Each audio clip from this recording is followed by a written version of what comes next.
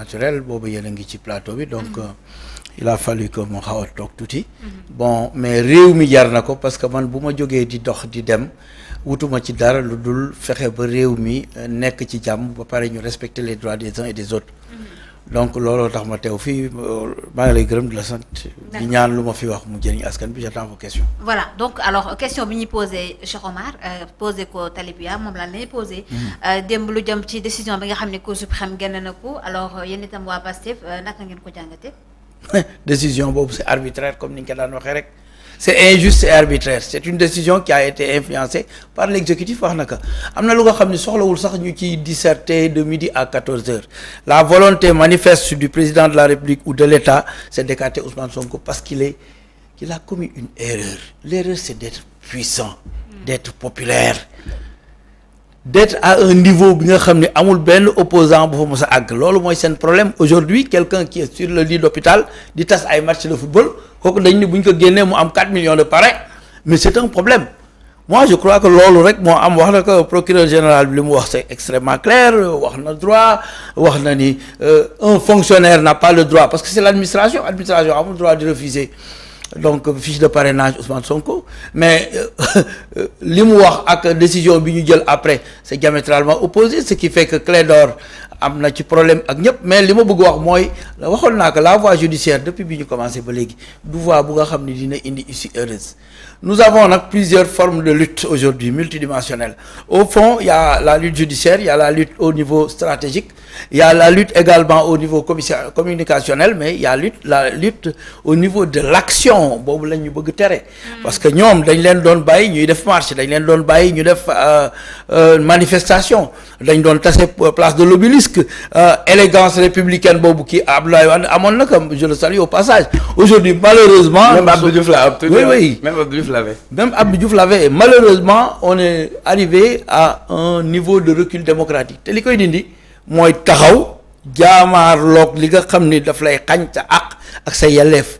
Moi j'avais toujours dit que nous n'avons pas de plan B ni de plan C. Notre plan B c'est la lutte multiforme tey boo gisee ñu génn à l'extérieur nit ñi porter n'est-ce pas cette lutte-là di wax libérer Sonko au niveau des États-Unis boo gisee aujourd'hui match de football yi parfois presque kenn du intéressé ci joueurs yi di intéressé ci problème Sénégal c'est un niveau de maturité des populations bu nga xam dañ koy saluer aujourd'hui recul démocratique am na mais l'évolution des mentalités dafa contrecarrer loolu aujourd'hui donc looloo tax ñu war a delloo ci xel yi li am démb amul du dëgg du yoon te bu ñu yaakaaree ni loolu moo tax ñun ñuy décourager di wax Ousmane Sonko du bokk non les 4 millions de parrains dañ ko bëgg te dañ koy am fi mu ne xam nañ ne bu ñu bàyyee Ousmane Sonko dem kenn du mën a am parrain ci dëkk bi dañ ko di sol ay yëre Ousmane Sonko di wax ni moom la ñuy parrainer et cetera da ngay gis ay coalition yu nga xam ne dañu judd di wutal seen bopp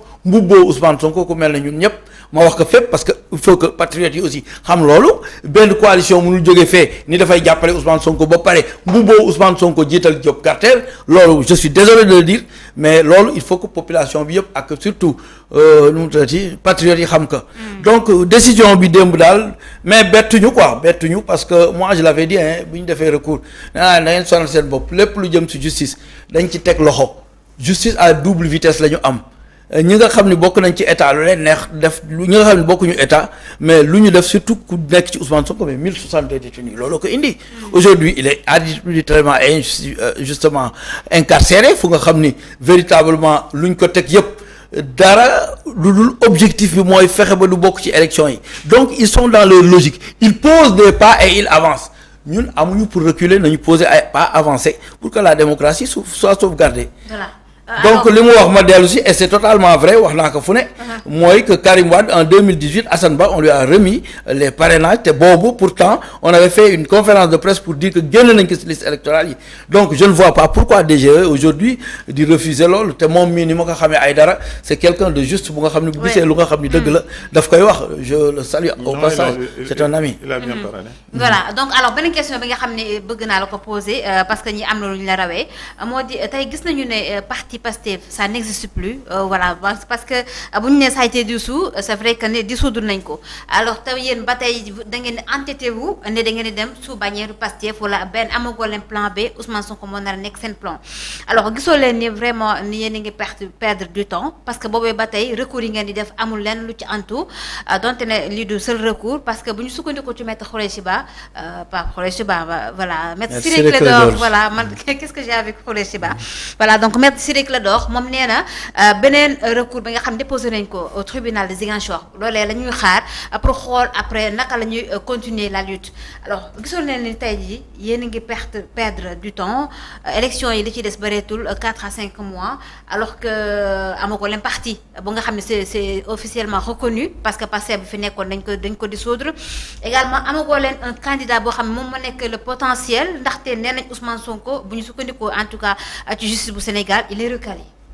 Le problème de fond mooy dañuy dox ci lu dul dëgg du yoon du justice du dara lu dul jaay doole la léegi nag ñun il faut ñu opposer également li ñuy jaay li nga xam ne bu ñu ko opposer dina indi solution les solutions juridiques bi bon bu ñu demee ñu gàntal leen et tout ça man awma ci yaakaar mais li ma xam rek mooy dañu war a taxaw parce que bul fàtte président Macky Sall dafa daan wax ne policiers yi dañuy taxaw ñu fël leen dem seen yoon moom moo ko doon wax dafa ni bu fekkee dañu bëgg jël droit am moom dafay taxaw foqati ka comme Abdoulaye Wade aujourd'hui notre seule alternative mooy taxaw fexe ba li nga xam ni suñu candidat dafa war a nekk dafa war a jàll mu jàll ñun duñu wut plan B duñu wut plan C parce que aussi c'est accepter la défaite parce que aussi dara teewul Ousmane Sonko ba ñun ñu mën a taxaw parce que volonté président Macky Sall la wala volonté diw la wala diw wala ragal la gu nekk ci ñoom ba nga xam ni au fond bu saqatee sax ñu daw loolu du tere ñun dañuy teg les jalons yu nga xam ni dinañu yóbbu fi ñu war a dem wax naa lutte bi c'est multidimensionnel et multiforme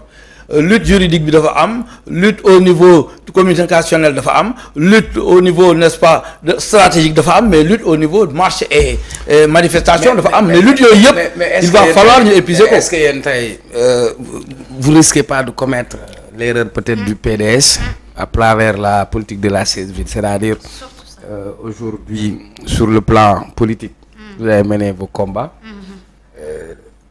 je dirais pas l'État, le régime a utilisé tous ces moyens pour non seulement tasser le parti, neutraliser, défendre démantèlement, etc. Tey ñu jékki-jékki ñun aussi bëgg nañu xam. Oui, surtout. Ñun dans l'opinion. On se lève, on dit Guy Marius Sagna retiré de fiche de parrainage. On se lève, on dit Diomaye Faye retiré na. On se lève. Keneen ki ne retiré na Birame Souleye alors que yéen vous bornez toujours à nous dire que vous n'avez qu'un seul plan A muy benn mais beneen bi ñaari jàngat laa ci mën a am yéen teg seen stratégie da ngeen ko concocté teg ko pour au moins bu fekkee dañ leen doon xaar ci Ousmane Sonko ngeen clignoter gauche jàdd droite dem wut ñeneen wala da ngeen am bataille d'ego ou choc d'ambition entre ñi nga xam ni c'est les lieutenants ça c'est je pose ça parce que les Sénégalais ont besoin de comprendre. waaw d'abord am na lu nga xam ni jeexaluma ko woon muy parti politique au fond parti bi tas nañ ko mais le président Macky Sall nee def nañu recours donc recours boobu dem na mais parti bi en tant que tel du dem élection. ñun mosuñu di jël parti bi. jël récépissé yóbbu ko élection dañuy dem par coalition à chaque fois. Donc c'est la même chose aujourd'hui dañu am coalition mais coalition boobu ki ko jiite ki nga xam ni moom la 200 ou 300 partis mouvements et associations ñëw ni ko yow la ñu wóolu mooy Ousmane Sonko kooku nag dañu gis ni dara terewu ko bokk ci élection yi jusqu'à la preuve du contraire li ñu bëgg wan ñun gëmuñu ko et nous allons combattre cela donc pour que Birame Souleye déposé na Diomaye déposé na Guy Marius Sagna déposé na c'est de bonne guerre man su ma neexee ma déposé ah oui damay déposer par exemple mais parce que il n'est pas interdit de déposer mais Guy Marius Sagna si boppam wax la ne il va lutter pour que l'arbitraire et l'injustice soient éradiqués Birame Souleye génn na wax la il va lutter pour cela maintenant la stratégie est-ce que dañ koy étendre sur la table nga xam ni véritablement politique du ëmb day wasin dama koy wax à chaque fois bu ñu xamee foo jëm doo àgg loolu yëpp dañ koy utiliser ci suñu termes yi donc aujourd'hui de toute façon nañu xam ni ñi ñu seqal mbir du ñu ay ñu xamul ñu xam lañu ñu mën a réfléchir lañu ñu stratégique lañu te li ma la mën a xamal rek mooy Ousmane Sonko ñun dinañu fexe ba mu bokk élection par A ou par B loolu di leen tiital loolu nga xam ne bu yëngoo ñoom ñëpp ñu daw loolu la ñuy teg ndax ñoom bu ñu dañ leen di arranger bu ñu tegee Guy Marius Sagna wala ñu teg Birame Souleye ça les arrange. ça les arrange ça les arrange parce que la puissance de Ousmane Sonko moo ëpp doole beneen puissance bu ñuy teg. ñun nag du ñu am fas bu baax bu nga xam ni véritablement bu ñu ko tegee mu raw ñu jël beneen fas di ko teg ñoom seen sago ñu teg benn loolu tax ñuy gaawanti ñu jox parrainage Guy Marius Sagna bu ma dawoon tey ñu ne Birame kaay ñu jox la mais ça ne veut pas dire que dañuy utiliser ñooñu maintenant demain sera fait ñun ñu ngi nekk ci suñu biir di réfléchir di xool nan la ñuy fexe ba kii nga xam ni moom la Sénégalais yi bëgg mu nekk à la tête du pays mu nekk fa par A ou par B mais dina fa nekk c'est-à-dire palais mu dugg fa nekk président de la République loolu kenn mënul fexe ba du am fan la ñuy jaare nag loolu suñu ay pexe la. kii lu mu wax par rapport dal PDS en 2019. Est-ce que vous partez pas vers ça? non xam nga yow da nga ni Karim Wade xam nga yow da nga ni Khalifa Sall lii Karim Wade di Khalifa Sall du Ousmane Sonko niveau international li fa am mos nga ko gis stade yi li fa am mos nga ko gis moyens yi ñu déployé fan yii ci police ak gendarmerie nga xam ni ñu ngi sàcc xar yi un peu partout dans les régions là maa ngi waxtaan ak benn sàmm suñu xar yëpp jeex na nous avons plus de sécurité ñëpp a nga Dakar pour garder Ousmane Sonko pour sauvegarder non kii bi moo ko wax man waxuma ko. damay waxtaan ak ay nit. j'ai dit on a vu Ablaye Wade nous quand on était enfant. oui mais man j'ai vu Ablaye Wade en 88. c'est que Ablaye Wade man en 88 vous me permettez tout jeune. Si j'étais au CM2 si vous me permettez en classe de CM2 juste peut-être Ablaye Wade devait partir à Oussouye. Il a quitté Ziguinchor, il devait partir à Oussouye. J'étais en classe de CM2 à l'école élémentaire Mathias Sambou Tandène de Niassia.